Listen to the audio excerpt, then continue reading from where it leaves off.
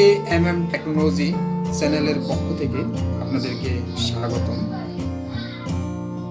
আমাদের চ্যানেলটি যদি এখনো সাবস্ক্রাইব করে না থাকেন তাহলে এখনই সাবস্ক্রাইব করে নিন। টেকনোলজি সম্পর্কিত সকল আপডেট পেতে পাশে থাকা বেল আইকনে ক্লিক করুন। এই পর্যায়ে আমরা শুরু করতে যাচ্ছি অ্যাকাউন্টিং সফটওয়্যার টালি এর বাংলা টিউটোরিয়াল Tally.ERP 9। হ্যালো বন্ধুরা, কেমন আছেন? আজকে শুরু করতে যাচ্ছি টালি অ্যাকাউন্টিং সিস্টেম বাংলা টিউটোরিয়ালের দ্বিতীয় পর্ব। এই পর্বে আমি অ্যাকাউন্টিং এর কিছু টার্মিনোলজি সম্পর্কে এখানে বিস্তারিত আলোচনা করব। যারা অ্যাকাউন্টিং এ নতুন ক্যারিয়ার করতে চাচ্ছেন কিংবা নতুন কোনো কোম্পানিতে জয়েন করছেন ক্যারিয়ারের প্রথম দিকে, তো আমরা বই পুস্তকে এই বিষয়গুলা পড়ে আসছি, কিন্তু বাস্তবে সেটা কিভাবে একটা সফটওয়্যারের মাধ্যমে ইমপ্লিমেন্ট করব এবং অ্যাকাউন্টিং করতে গিয়ে আমরা কতগুলো টার্মসের সাথে পরিচিত হব সেই টার্মসগুলা নিয়ে বেসিক্যালি আমি এখন কথা বলবো। যেমন এখানে আপনারা দেখতে পাচ্ছেন যে বিষয়গুলো বারবার অ্যাকাউন্টিং করতে গিয়ে আসে, সেগুলো যেমন trade, business, owner, capital, goods, purchase, sales, purchase return, sales return. তো এগুলো কি এবং এটার বিস্তারিত আমি বর্ণনা করতেছি। যেমন ট্রেড, বিজনেস, আমরা বুঝে থাকি আমরা লভ্যাংশ আহরণের জন্য আমরা ব্যবসা বাণিজ্য করে থাকি। তো এই ব্যবসা বাণিজ্য সকল কার্যক্রম এটাকে বেসিক্যালি বিজনেস অথবা ট্রেড বলে থাকে আর কি। ওনার, ব্যবসায় বিশেষত এখানে 3 ধরনের ওনার থাকে, যেমন proprietorship, limited company, private limited company. তো প্রোপ্রাইটারশিপ যে বিজনেসে ওনার হয়তো একজন থাকেন, আর প্রাইভেট লিমিটেড কোম্পানিগুলোতে এখানে অনেকজন ওনার থাকে, চেয়ারম্যান থাকেন, ম্যানেজিং ডিরেক্টর থাকেন। ঠিক তেমনি পাবলিক লিমিটেড কোম্পানিগুলোতেও। ক্যাপিটাল, আমরা ব্যবসা যখন শুরু করতে যাব, ব্যবসা শুরু করার জন্য যে আমাদের টাকা পয়সার প্রয়োজন হয়, যে কত টাকা আমরা ইনভেস্ট করব, এটাই বেসিক্যালি ক্যাপিটাল।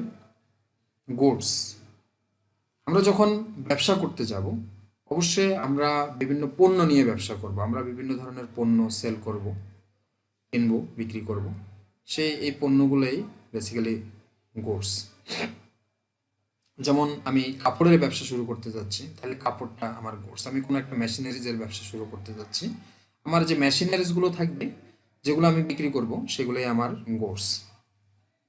পারচেস, আমার ব্যবসা পরিচালনার জন্য অবশ্যই আমার গুডস কিনতে হবে। এই কেনাকাটার যে বিষয়গুলা এটাই পারচেস। তো পারচেস মানে হলো কেনাকাটা, ক্রয় করা। সেল, সেল মানে হলো বিক্রয় করা। একটা ব্যবসা প্রতিষ্ঠানের আমার যে গুডসগুলো আমি বিক্রি করব সেটাই সেলস।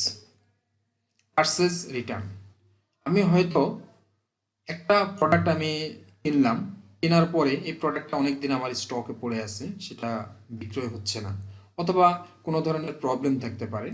আমি প্রোডাক্টটা পারচেস করার পরে দেখলাম এখানে কোনো একটা ম্যানুফ্যাকচারিং ফল্ট আছে বা কোনো একটা সমস্যা থাকতেই পারে, তখন এটাকে যে আমি রিটার্ন করতেছি এটা হলো পারচেস রিটার্ন।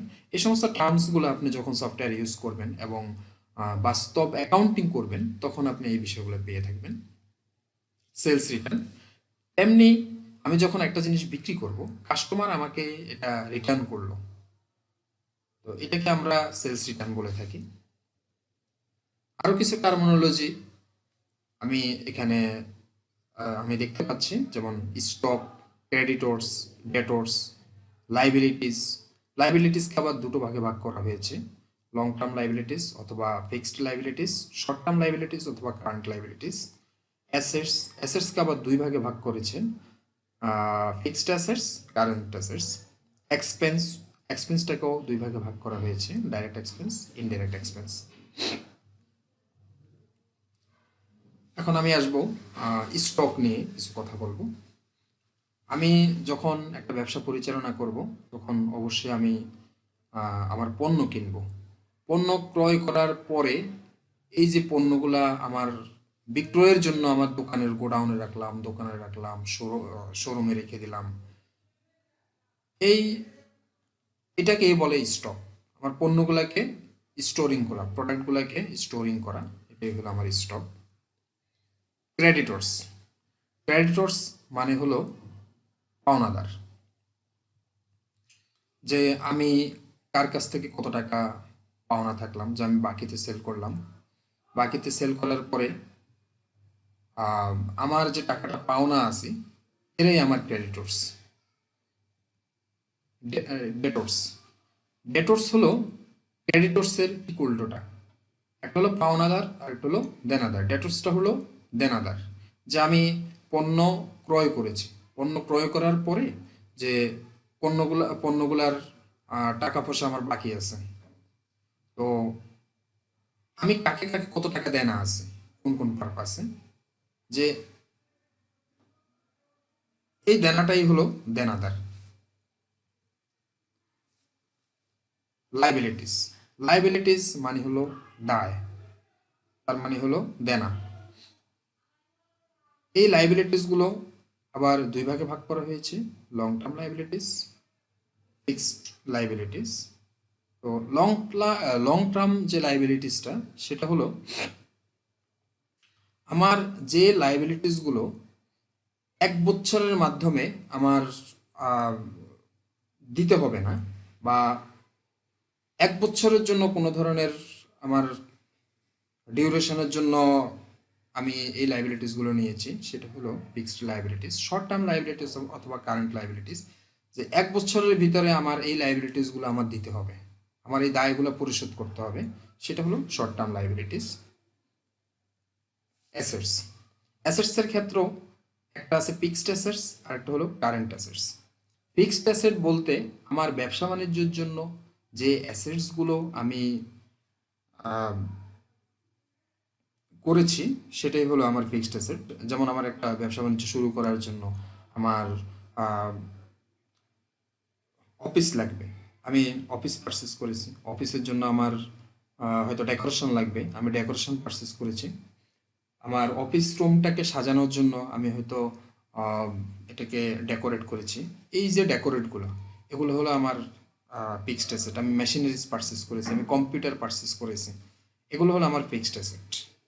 আর কারেন্ট অ্যাসেট হলো যেই অ্যাসেটগুলো আছে যেটা আমার প্রতিনিয়তই ট্রানজেকশন হচ্ছে, যেমন ক্যাশ আমার একটা কারেন্ট অ্যাসেট, আমার ব্যাংকে টাকা ডিপোজিট আছে, এটা আমার কারেন্ট অ্যাসেট। আমি পাওনাদারের কাছ থেকে টাকা পয়সা পাওনা আছে, সেটা আমার কারেন্ট অ্যাসেট। এক্সপেন্সেস, এক্সপেন্সেসকে আবার দুই ভাগে ভাগ করা আছে, যে direct expense, indirect expense. Expenses বলতে বোঝাচ্ছে যে আমার ব্যবসা বাণিজ্য সংক্রান্ত যে সমস্ত খরচগুলো হয়ে থাকে সেটাই হলো আমার এক্সপেন্সেস। আর ডাইরেক্ট এক্সপেন্সেস হলো পণ্যদ্রব্য ক্রয়ের সাথে সরাসরি সম্পর্কযুক্ত খরচগুলো, যেটাকে আমরা ডাইরেক্ট এক্সপেন্স বলে থাকি, অথবা বাংলায় এটাকে প্রত্যক্ষ খরচ বলে থাকি। আর ইনডাইরেক্ট এক্সপেন্স হলো পণ্যদ্রব্য ক্রয়ের সাথে সরাসরি সম্পর্কযুক্ত নয় এমন খরচগুলো পরোক্ষ খরচ। যেমন এখানে আমি যদি দুটো ভাগে, যে আমার ক্রয় বিক্রয় প্রতিষ্ঠান এবং উৎপাদনকারী প্রতিষ্ঠান, উৎপাদনকারী প্রতিষ্ঠানের ক্ষেত্রে দেখা যাচ্ছে পণ্যদ্রব্য উৎপাদনের সাথে সরাসরি সম্পর্কযুক্ত যে খরচগুলো সেটা হলো আমার প্রত্যক্ষ খরচ, এবং পণ্যদ্রব্য উৎপাদনের সাথে সম্পর্কযুক্ত নয় এমন খরচগুলো আমার পরোক্ষ খরচ বা ইনডাইরেক্ট এক্সপেন্স। যেমন ক্রয় বিক্রয়ের ক্ষেত্রে আমি সাপোজ আমি এখানে একটা কম্পিউটারের দোকান দিলাম, তো আমার কম্পিউটারের যে পার্টসগুলো আছে বা কম্পিউটারগুলো আছে এগুলো আমি চায়না থেকে ইম্পোর্ট করে বাংলাদেশে আনি, চায়না থেকে ইম্পোর্ট করে বাংলাদেশে আনা পর্যন্ত, বিক্রয়ের আগ পর্যন্ত আমার যেই খরচগুলো আছে সেটাই আমার এখানে ডাইরেক্ট এক্সপেন্স। এবং এগুলো শোরুমে এনে বিক্রয় করার সময় যে বিক্রয় রিলেটেড যে সমস্ত খরচগুলো আছে সেটাই হলো আমার ইনডাইরেক্ট এক্সপেন্স। আবার উৎপাদনকারী প্রতিষ্ঠানের জন্য, ম্যানুফ্যাকচারিং প্রতিষ্ঠানের জন্য, ধরুন আমি একটা প্রোডাক্ট তৈরি করব, এই প্রোডাক্টের জন্য আমার কাঁচামাল ক্রয় করতে হবে, আমার লেবার কস্ট আছে, এই যে খরচগুলো আছে এই খরচগুলো হলো আমার এখানে ডাইরেক্ট এক্সপেন্স। এবং এই পণ্যগুলা বিক্রয় করার রিলেটেড যে সমস্ত খরচগুলো আছে সেটা হলো আমার ইনডাইরেক্ট এক্সপেন্স। এভাবে আরও কিছু টার্মিনোলজি আপনারা পেয়ে থাকবেন, যেমন revenue, income, direct income, indirect income. ইনকামটাকে আবার দুই ভাগে ভাগ করা আছে, যেমন direct income, indirect income. Discount, paid discount, cash discount, bad ডেপ্ট, ট্রানজ্যাকশন, ভাউচার। তো আমরা যখন টালি সফটওয়্যারে কাজ করব, টালি সফটওয়্যারের নেক্সট যে এপিসোডগুলো আছে, যে পর্বগুলো আছে, আমরা যখন টালি সফটওয়্যার নিয়ে কাজ করব তখন এই বিষয়গুলো আসবে এবং তখন আপনারা বিস্তারিত হয়তো বুঝতে পারবেন। তো ধন্যবাদ ভিউয়ার্স। আমাদের চ্যানেলটি যদি সাবস্ক্রাইব করে না থাকেন তাহলে এখনই সাবস্ক্রাইব বাটনে সাবস্ক্রাইব করে নিন। প্রতিনিয়ত নিত্য নতুন টেকনোলজি সফটওয়্যার সম্পর্কিত যে সমস্ত বিষয়গুলো আছে এগুলোর প্রতিনিয়ত আপডেট পেতে অবশ্যই আমাদের চ্যানেলটাকে সাবস্ক্রাইব করে নিন। তো ধন্যবাদ ভিউয়ার্স, দেখা হবে আগামী পর্বে।